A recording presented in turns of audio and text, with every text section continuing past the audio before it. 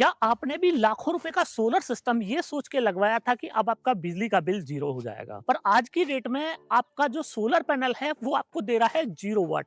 जैसे कि आप मेरे पीछे देख रहे हैं, आज दिसंबर 23 2025 में हम लोग हैं और सुबह के लगभग 9 बजे हैं और चारों तरफ फॉग है। आप मेरे पीछे देख रहे हैं, चारों तरफ देखिए बिल्कुल फॉग, सूर्य देव का कहीं कोई नामो निशान नहीं। और आज की डेट में मेरे यूट्यूब वीडियोज के कमेंट बॉक्स में और मेरे पर्सनल ईमेल पे सबसे ज्यादा कमेंट ही इसी बात को लेकर लोग कर रहे हैं कि सर हमारा तो सोलर पैनल ऐसे मौसम में काम ही नहीं कर रहा है। क्या दुकानदार ने हमें लूट लिया है या वेंडर ने हमारे साथ कोई गड़बड़ कर दी है, क्योंकि उसने तो ये बोला था कि साल के 365 दिन मुझे बिजली मिलेगी। तो फ्रेंड्स, आपके साथ किसी ने धोखा नहीं किया, बस जो सेल्समैन जिसने आपको सोलर सिस्टम बेचा है उसने आपको सपने तो दिखाए हैं मई जून के टाइम में आपका सोलर जो है काम करेगा, पर ऐसे दिसंबर और जनवरी के महीने को वो आपसे छुपा गया है कि ऐसे टाइम में आपके लिए कौन सा पैनल काम करने वाला है। तो अगर आप अपने घर पे सोलर सिस्टम लगवाने जा रहे हैं या तो फिर ऑलरेडी आपने सोलर सिस्टम लगवाया हुआ है, तो आज इस वीडियो में मैं आपको बताने वाला हूं कि किस तरीके से आप अपने सोलर पैनल से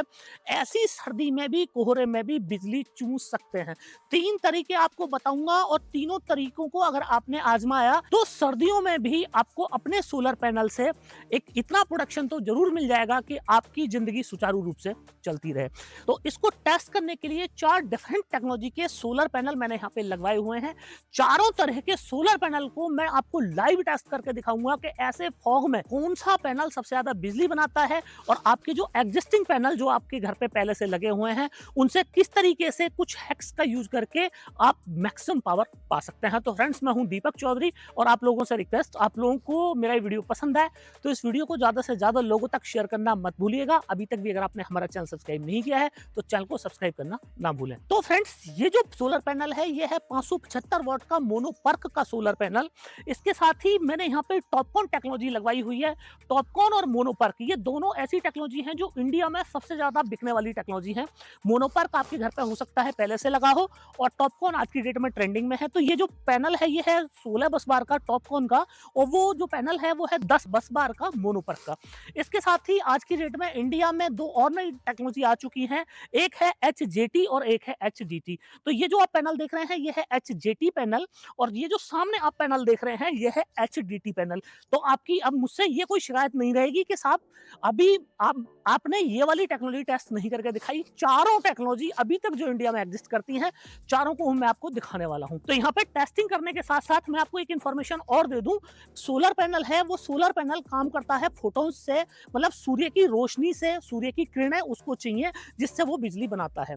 अब यहाँ पे जो दिक्कत है वो क्या है कि कोहरे के टाइम में जो ये फॉग आप देख रहे हैं ये फॉग एक दीवार बना देता है जो सूर्य की डायरेक्ट सनलाइट सोलर पैनल पे पड़ती है जिससे कि सोलर पैनल बिजली बनाता है। ये फॉग उस सनलाइट के बीच में एक बैरियर का काम करता है, एक दीवार का काम करता है।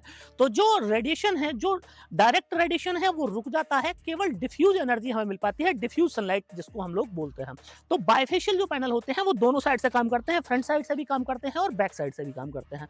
बाइफेशियल पैनल का ऐसे फॉगी सीजन में भी क्या होता है कि जो बाइफेशियल प्रॉपर्टीज होती हैं वो एक्टिव रहती हैं, जिसकी वजह से आपको ऐसे फॉग में भी जो बिजली है वो बन जाएगी। तो सबसे पहले ये टेस्ट कर लेते हैं कि कौन सा पैनल जो है वो ज्यादा बिजली बनाता है। उसके बाद में आपको 3 हैक्स में बताऊंगा, वीडियो को कहीं से भी आप स्किप ना करें। तो फ्रेंड्स, सबसे पहले आप ये देखें, ये जो HDT पैनल है, मैं सबसे पहले HDT पैनल से ही शुरू करता हूं। अब पैनल के अंदर 2 चीजें होती हैं, एक होता है वोल्ट, एक होता है एम्पियर। तो वोल्ट तो कोई भी पैनल आपको बना देगा, ऐसे मौसम में वोल्ट कोई भी पैनल बना देगा। कि इस सोलर पैनल के अंदर जो HDT सोलर पैनल है इसके अंदर कितने वोल्टेज हैं और फिर मैं आपको एम्पियर भी दिखाऊंगा कि कितने एम्पियर हैं। तो दोनों आप देखें, एक एक पैनल का फाइनल कैलकुलेशन हम साथ के साथ ही करते चलेंगे। आप देखें लगभग 48 वोल्ट है, 47.90, मतलब ऑलमोस्ट आप 48 वोल्ट मान सकते हैं। तो 48 वोल्ट हैं और 48 वोल्ट के साथ ही मैं आपको इसमें हाथों हाथ ही इस पैनल को शॉर्ट सर्किट करके दिखाता हूं। तो शॉर्ट सर्किट करके आप देखें तो आपको पता चलेगा कि कितने एम्पियर जो है वो हमारा सोलर पैनल इस टाइम यहाँ पे बना रहा है।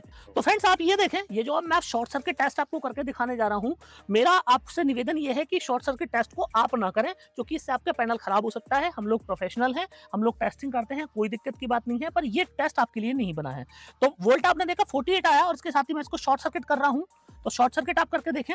तो फ्रेंड्स आप ये देखें कि इस टाइम पे 5.2 एम्पियर यहाँ पे बन रहे हैं और लगभग 5.2 एम्पियर यहाँ पे जो हमारा सोलर पैनल है 5.4 एम्पियर, पर 5.2 ही मान लेते हैं, 5.2 और 5.4 चल रहा है, तो 5.4 एम्पियर जो है हमारा सोलर पैनल यहाँ पे इस टाइम पे प्रोडक्शन कर रहा है एचडीटी का।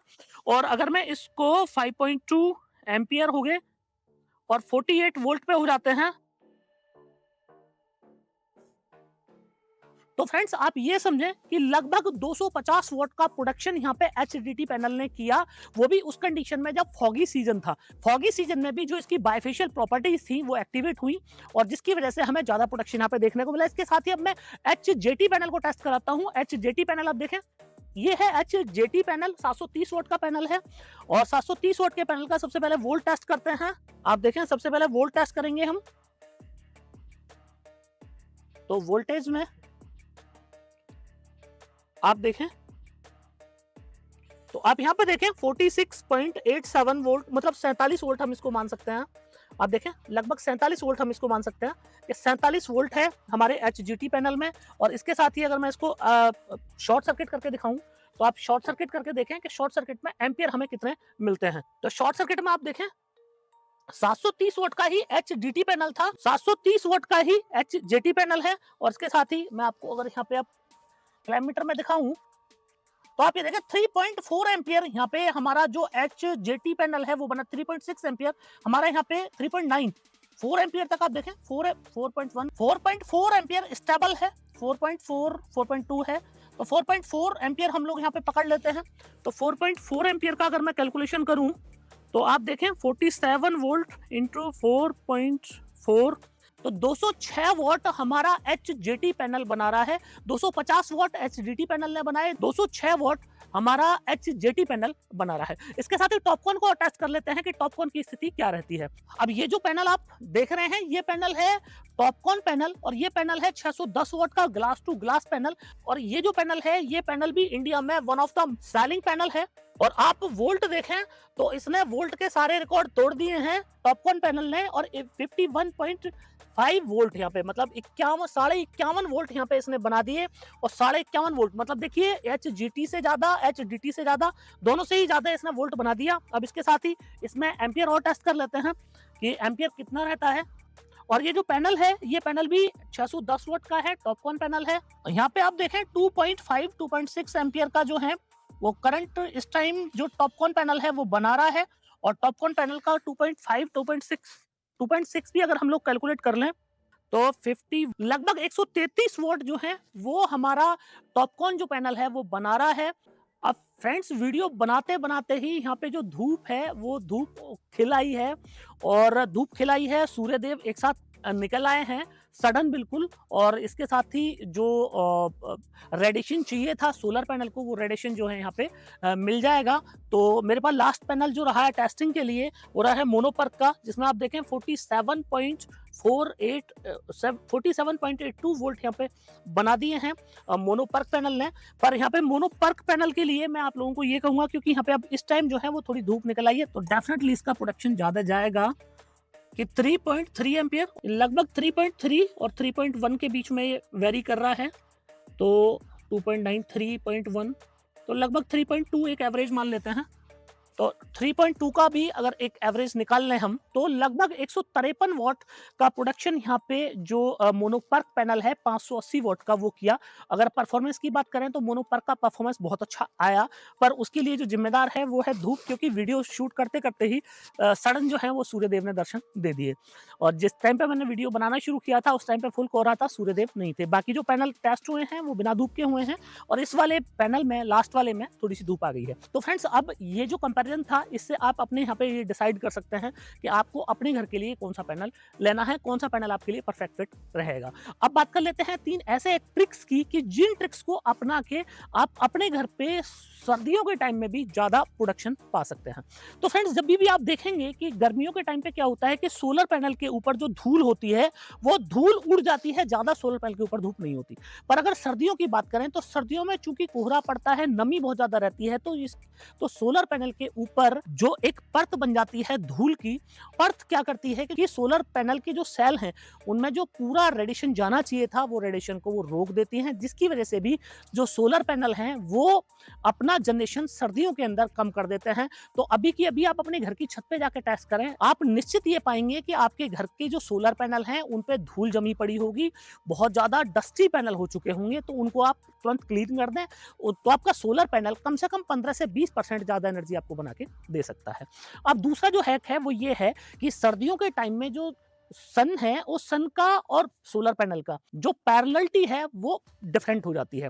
तो अगर आपके यहाँ पे एक ऐसा स्ट्रक्चर आपने लगवाया हुआ है कि जो स्ट्रक्चर जो है वो मूव कर सकता है, मतलब कि ड्यूअल एक्सेस है या सिंगल एक्सेस आपके यहाँ पे अपने ट्रैकर पे अपना जो सोलर पैनल है वो लगवाया हुआ है, तो उसमें क्या करें कि आप जो सोलर पैनल है, सोलर पैनल की जो खड़ाई है, जो सोलर पैनल का इंक्लाइन डिग्री है उसको बढ़ा दें, जिससे कि सोलर पैनल जो है वो आपके सन के डायरेक्ट पैरेलल में आ जाए। इससे भी आपका जो सोलर पैनल का प्रोडक्शन है वो बढ़ जाएगा, अगर आपके पास में स्ट्रक्चर जो है वो फिक्स स्ट्रक्चर नहीं है।